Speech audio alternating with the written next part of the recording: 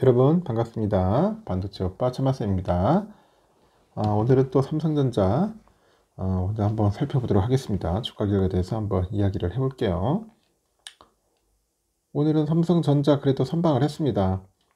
선방을 했고 오늘 코스피가 좀 빠졌잖아요. 오를 듯 말 듯 계속 등락거리더니 결국은 약보합을 끝났습니다. 0.01%로. 그래서 개미들이 1536을 매도를 했어요. 오늘은 외국인하고 기관들 샀는데 기관 애들이 한 1196억 정도 순매수를 했고요. 삼성전자는 0.52% 올랐고 하이닉스가 0.5%, 우선주 0.8, 셀트리온이 0.72, KB금융 1% 정도 올랐습니다. LG엔솔은 1.2%, 현대차 0.1, 삼바가 1.32, 기아는 약보합, 그리고 포스코홀딩스 1.4% 내렸습니다. 참고하시면 될 것 같아요. 코스닥은 851.01입니다. 개인들이 990억, 외국인 970억 매수했고, 기관 애들이 한 600억 정도 매도를 한 거죠. 에코프로비엠은 4.7%, 에코프로 2.6, 알테오젠 2%, 엔캠 1.1, 리너공업 0.9, 레인보우 0.6% 이렇게 빠졌습니다. 오늘은 HLB가 눈에 띄더라고요. 한 15% 올랐고 HPSB가 6.8%나 급등을 했습니다. 그래서 코스닥 지수를 좀 끌어올리는데 뭔가 좀 도움이 되지 않았나 하는 것 같아요. 한국 정부가 요즘 추진 중인 밸류업 프로그램의 성공 사례로 꼽히는 일본의 기업가치 제고 정책은 기시다 총리 등 정부의 그 고위 관계자들이 해외 투자자들과의 긴밀한 소통에 직접 나서다 보니까 이 탄력을 받았다 그런 진단이 있어요. 여기에 세제 인센티브하고 광범위한 경제 개혁이 맞물리다 보니 긍정적인 효과를 냈다는 분석이 있습니다. 일본의 그 금융청 국장이 28일 날 오늘이잖아요. 서울 여의도 콜레드 호텔에서 금융투자협회가 개최한 자본시장 밸류업 국제 세미나에 참석을 해서 기조 발표를 통해서 지난 2021년 기시다 내각 출범 이후 새로운 자본주의 정책이라는 그런 큰 틀 아래에 밸류업 정책들이 이뤄지고 있다 이렇게 소개를 합니다.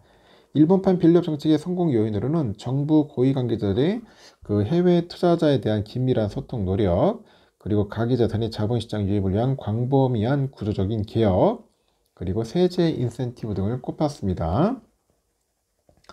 호리모토 국장은 새로운 자본주의 정책에 대해서 이 산업과 금융, 노동 등 다양한 분야에 걸친 경제 개혁을 의미한다. 이러면서 구체적으로는 성장과 분배의 선순환 구조랑 이 사회적인 과제 해결과 경제 성장이라는 이 두 가지 컨셉이다. 이 두 가지 컨셉이라고 설명을 합니다.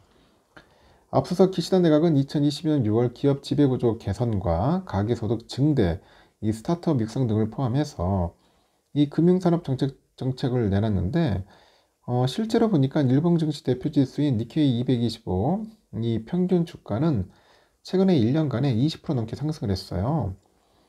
34년 전 거품 경제 당시의 기록을 넘어가지고 사상 최고치를 기록하는 등 이 밸류업 정책은 성공한 것으로 평가를 받죠. 특히 기시다 총리를 비롯해서 정부 고위 관계자들이 직접 나서가지고 해외 투자자들과의 소통에 나선 점이 정책 성공에 긍정적으로 작용한 것 같습니다. 호리모토 국장은 기시다 총리가 직접 뉴욕에서 투자자들과 만나서 이 자본시장 관련해서 질문을 받아요. 총리를 비롯해서 정부 고위 관계자들이 해외 투자자들과 긴밀한 그런 소통 노력을 해왔다.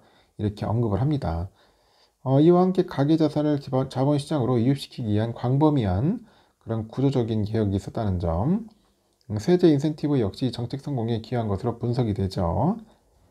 국장은 일본 정부의 그 자산 운용 입국 실현 계획을 소개하면서 정부가 투자 사슬에 속하는 가계, 기업, 금융사 등 그 각 주체들의 행동 변화와 개혁을 촉구를 한 겁니다. 세제 인센티브 등 정책 성과에 대해서 일본판 그 소액 투자 비과세 제도죠. 니사라고 해요. 니사.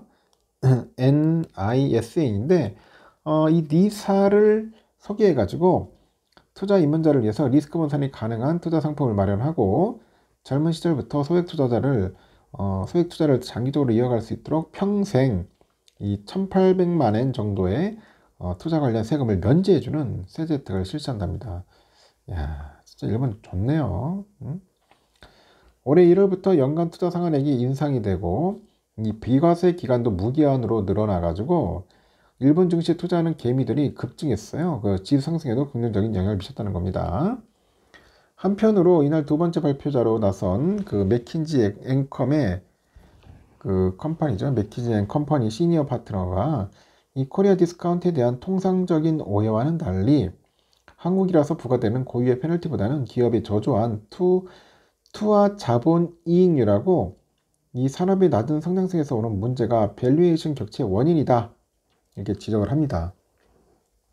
그러면서 기관 투자자가 책임 있는 투자 활동을 지속하고 투자 대상 기업에 대한 장기적인 관점의 그런 투자랑 그 소통 노력을 기울여야 한다, 제안을 합니다.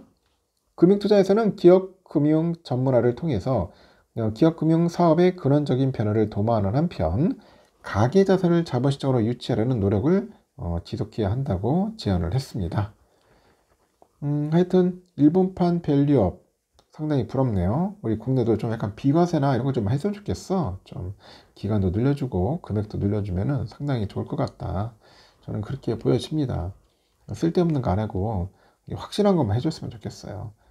오늘 삼성은 여러분 아시다시피 시작가는 76,500원에서 시작을 해서 78,000원까지 잘 가다가 결국은 77,600원으로 마무리됐습니다. 큰 상승은 좀 이루기는 힘들었습니다.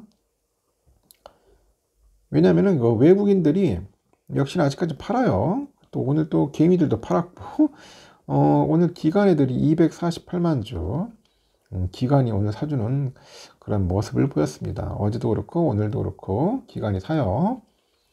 골드만 애들이 좀 많이 팔았어요. 127만 주 정도 많이 팔았습니다. 그래서 사기도 했겠지만은 30만 주 골드만이 매도했고, 모건이 83,000, JP 모건 26,000 매도를 했네요.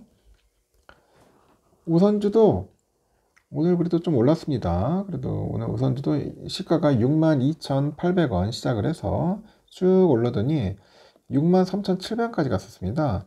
하지만 오후 되니까 좀 빠지더라고요. 결국 빠져서 63,100원으로 다행히 63,000원 선을 지켰는데 외인들은 들어왔습니다. 3거래일 팔더니 오늘은 들어왔고 기관 애들이 좀 들어와요. 10만 주나 상당히 좀 특이했습니다. 오늘 개인들 한 15만 주 정도 신나게 팔았고 JP 애들이 한 94,000, 다이와 77,000, 노무라 68,000, 그리고 HSBC 52,000 정도 매수를 했고요. CT 9만, JP 86,000, 메릴린치 5,100 매도했습니다. 이렇게 해서 오늘은 기관 애들이 삼성전자를 좀 올려줬다, 그렇게 보시면 되겠습니다. 여기까지 하겠습니다.